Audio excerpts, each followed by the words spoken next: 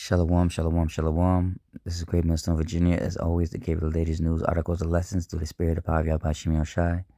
First and foremost, I want to give all praise, glory, and honor due to Yahweh by Hashem, Yahweh Shai, by Hashem Rakakwadash. Say double honor to that was Great Millstone, who over teaching of the truth, and of course, peace and blessings and salutation to the Akamai, the pushing the truth throughout the full course of the earth, so to the best ability, scatter the full course of the earth. With that, I want to say shalom. And it says, Uber, Lyft, DoorDash drivers on strike on Valentine's Day over incredible decrease in pay. So it says thousands of drivers for rideshare platforms Uber, Lyft, and food delivery app DoorDash will strike across the United States on Valentine's Day seeking fair pay. Drivers groups have said Monday. The strike call is first since Uber and Lyft went public in 2019. Drivers will pick outside airports and Uber offices. Two of the groups said the strike are set to take place about a week after Lyft said it would pay the difference if drivers made less than 70% of what drivers paid after internal fees each week. And it says, we're constantly working to improve the driver experience. Lyft, which is set to report quarterly results on Tuesday, and recruiters on Monday. The drivers considered independent contractors have accused the platforms of taking disproportionately high amounts of commission. That's right.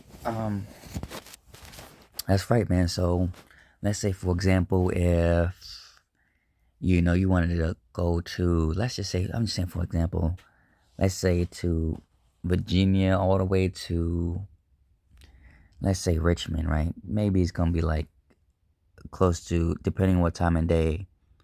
Let's just say maybe nighttime. Maybe it's gonna be over $100, right? So you're the driver. With the car you got, you have to drive, use your own fuel money to drive that person all the way from Virginia, to Virginia Beach to Richmond, right? Let's say everything falls on you as an independent contractor. So if anything happens, that's on your car. If every car breaks down, that's on your fault. You cannot blame the driver. You cannot blame the company, because when you do these apps, that's why they have a terms of service agreement. They do that everywhere. Terms of service, man. You have to agree by the laws if you want to do this job and you want to get paid. So you drive all the way up to Richmond, right? So it's $100, right? So you get your $100, but now Lyft takes a cut of that. I don't know how much, right? And then on top of that, like I said, you already pay for fuel. Then you gotta save up for car repairs just in case. And then when you're up there, you have to drive all the way back down. So basically, you really didn't make that much. On top of that, like I said before, Lyft taking a cut. Then, hey, it'd be worse. Well, I won't say worse, but hey, it all depends on if the driver want to tip you or not. Most drivers don't tip. So, everything comes into play. And when you do these jobs, you have to be on 8 hours, man. If you want to make a decent amount, you just can't do 3 rides and that's it. Because you're not making no money.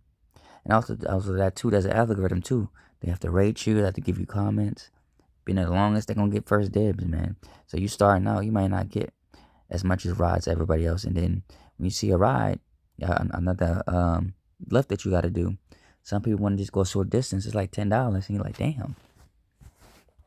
These are the things that's going on. But hey, some people have the benefit of it, some people know how to use the system. I walk around the system. But the average Lyft driver, they don't know what they're doing. They're just going to work in this. So I'm going to keep reading. And it says, the drivers considered independent contractors have accused a platform for taking disproportionately high amounts as commission.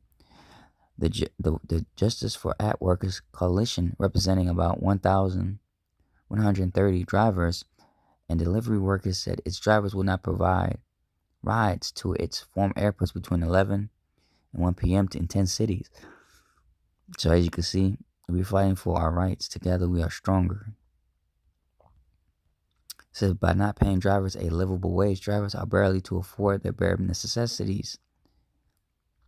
It says, while many drivers sign up for these firms to supplement their income for other jobs, some drive full-time for the platform. A year in algorithmic pricing, drivers have been increased or decrease of our pay.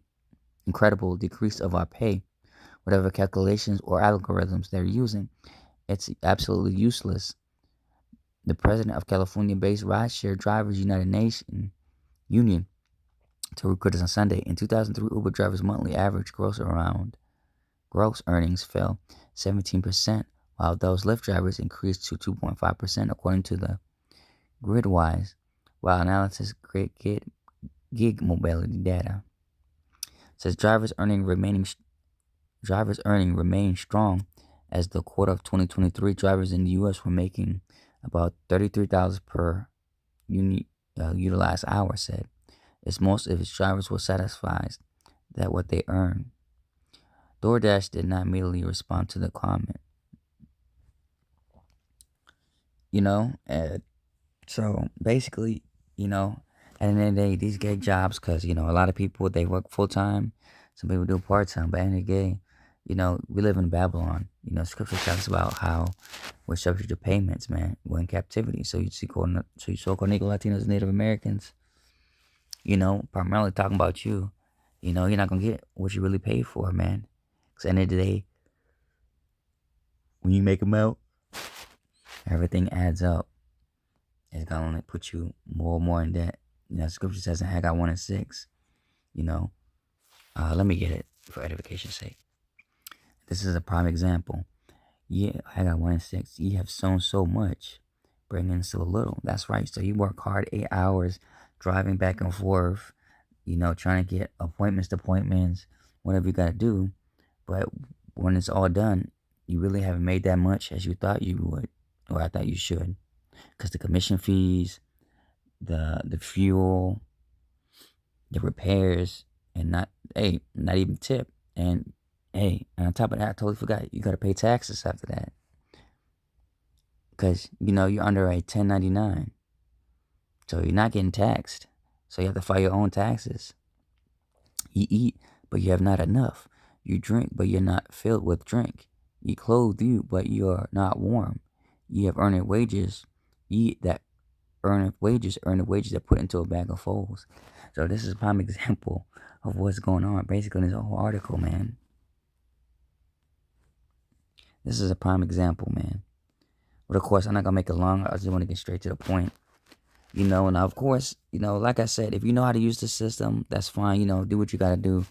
Like I said, some brothers know how to work it. Whatever. Like I said, you gotta know how to. You gotta work around the system. Use the world as don't abuse it. But not everybody's gonna get that, the opportunity like that, man. So with that, this great Millstone, Virginia, as always, to give latest news, article, lessons of the spirit of Power Yahweh Shemi Ashai. Of course, as always, first and foremost, I want to give all praise, glory, and honor due to Yahweh, Ba'ashem, Yahweh Shai, Ba'ashem, Kokodash. Double honor to the elders of Great Millstone World for teaching us the truth. And of course, peace and blessings and salutation to your Akamada that puts in the truth throughout the full course of earth. Since they did the best of their abilities, scattered the full course of earth, with them and say Shalom.